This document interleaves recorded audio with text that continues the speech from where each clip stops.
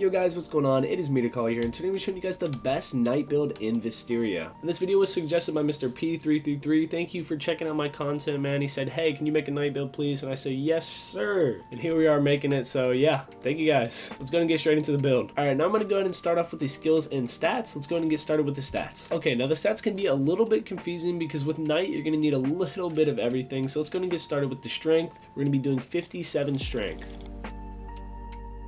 There we go, 57 strength. And for vitality, we're going to be doing 57 vitality as well.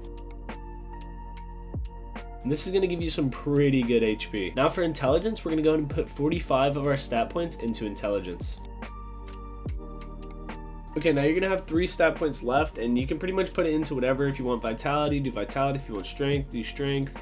This is pretty much a little option to you. You guys could put in dexterity, but 3 stat points is not going to do much, and you're not going to be getting that unwavering perk anymore because it's like, what, 70 dexterity get unwavering now? It's insane. It's not worth it anymore. So I'm just going to go ahead and put it into vitality, which is going to give us 30 more health. Your final stats will look like this: 57 strength, 60 vitality, and 45 intelligence with 0 dexterity. Remember, like I said, if you want those extra points, go ahead and put them into dexterity. You're going to get a little bit from the gear. Alright, now starting with our warrior book, we're going to do triple slash. We're going to max that out. Now I recommend you guys do blasting slash because we do have a good amount of intelligence, and this attack is just really powerful and really good for AoE damage. So we went ahead and maxed that out. Now honestly, these warrior points don't really matter too much. It's mainly going to be your knight book. This is basically just an M1 build, so all you're going to be doing is clicking and dealing damage and just tanking all the hits. That's pretty much it. But it's very, very powerful if you guys use it right. So since we have blasting slash, I wouldn't recommend getting spin slash, and I wouldn't recommend getting parry because parry kind of sucks. Just don't get it. It's one of those skills. Don't do it, bro. So you can either take the choice of putting 8 into ground slam or putting some into combat roll and having a little bit of ground slam. Me personally, I'm just going to do combat roll because I like to be agile and mobile, I guess you could say. And we're just going to put 3 into ground slam because we don't really need it that much. Now going into knight, we're going to go ahead and taunt, max that out, and fortify, max that out. And then you'll go ahead and put the remaining 3 into shield charge. Now some people do like this skill, but honestly I really don't think it's that worth it. I've been using it. It doesn't deal a lot of damage. It's not even that worth it. So we're just going to put 3 into it.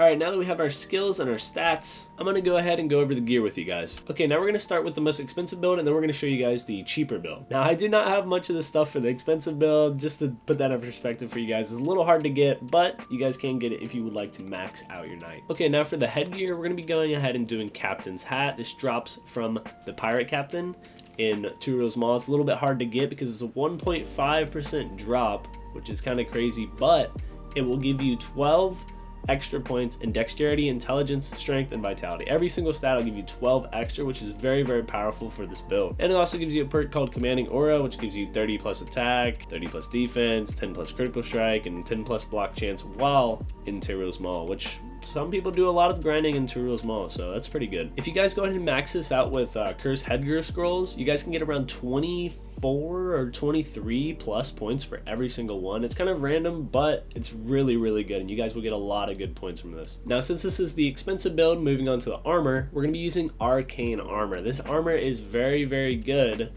and very, very powerful and very, very hard to get as well. It's going to give you good defense and just, you know, stuff like that. It's really hard armor to get, but it is pretty good for, you know, being a tank. You want a lot of defense. Did I just say tank? It's a knight. I keep thinking it's a tank build, but it's literally a knight build. They're the same thing, alright? But anyways, yeah, Arcane Armor for your main armor, and that's going to be pretty good. And now for the footwear, we're going to be using the Arcane Greaves. You guys are going to look really, really cool in this, but this is very, very expensive for only like 30 plus physical defense, plus 2 stamina, and plus 5 jump. I don't really like it, to be honest. It's a little too expensive for me. And finally, for the shield and sword, we're going to be using the Artifact Aegis. This is a very, very good sword, and it's very easy to get. All you guys got to do is just kill slimes in the pit. You can drop this. It's super easy to get. Curse Scroll it 3 times. You've got a really good weapon, dude. And also, I recommend the Saw Shark Sword because it's going to give you plus 15 strength and 195 weapon attack damage. That is absolutely insane if you guys scroll this out completely with Ocean Scrolls, which is super easy to get into Real Small. So yeah, it's really easy,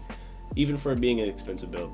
And yeah, that's pretty much going to conclude it for the expensive build. Now it's going to move on to the cheap build that is super easy to get, and I have most of the pieces too. Alright, now for the cheap build, we're still going to be doing the captain's hat for the headgear, and you know, it's going to give you plus 12 and everything. Strength, vitality, intelligence, dexterity. Is pretty crazy. And for the armor, we're going to be using this Mushroom Hero chestplate, which has this mushroom stance ability, and that's really, really good because, check this out, while you're standing still, you will heal back your health, and you can even attack while healing back your health. It's pretty crazy. I really like this armor, and it's super easy to upgrade with the mushroom scrolls. So yeah, you can get some really good piece of gear just by having this cheap Mushroom Hero chestplate. And now moving on to the boots. I'm gonna be honest with these boots. You kind of look like a clown. You look like a mismatched paddywhack. I don't even know, bro. It makes you look like not like cool, I guess. I don't know. It makes you look weird. But anyways, the Avriel's boots is what we're going to be using for the footwear, and that's going to give us plus 5 dex, plus 10 strength, and plus 5 jump. Now, it's not that, you know, physical defense that would be better, but we are getting strength. That's really going to help you since you are a knight. You want to still be dealing damage even though you're tanking everything. And the shield and the weapons stay the same. The Saw Shark Sword, very, very good. If you guys get this fierce, it'll be like, what? 30 plus strength? That is like absolutely insane. I can't stop thinking about that. I want to get this one fierce right now, dude. And also the artifact Aegis for the shield. Now you guys can also go ahead and get the ornate shield, but that shield is super expensive. You guys have to do this crazy quest, but it is a little bit better than the artifact Aegis, but it is a lot harder to get. I didn't even include it for the richer one, the more expensive build, because it's just so hard to get. Like, Jesus, dude. Now this knight build is really good for Mushtown Apocalypse and, you know, just really teamwork kind of stuff. It's really good for the boss in Two Rules Mall. It's really good for a lot of different bosses just because you can tank, and this taunt will literally just aggravate every single mob in the area, bro. And this defense buff is crazy. Like, you're not gonna get any damage taken off you. But yeah, thank you guys so much for watching.